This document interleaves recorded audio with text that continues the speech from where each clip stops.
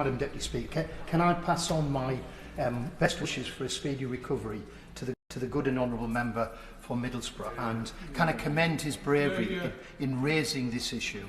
Clearly the Minister doesn't like use of the C word, but he'll be telling us next that the PPE contracts represented good value for money and there wasn't any dubious practice involved in the award of those contracts next. If you stretch the truth thin enough, people start to see through it. Now, I want to ask about value for money, and I want to ask about scrap. Apparently there's 500,000 tonnes of scrap metal on the site. Sales have so far raised £90 million, with 45 million going straight to private developers Musgrave and Coney, without any risk or investment themselves. How on earth does this represent good value for money? And will the Minister or the Secretary of State instruct the National Audit Office to begin a full value for money investigation into the goings-on of the Teesworks site?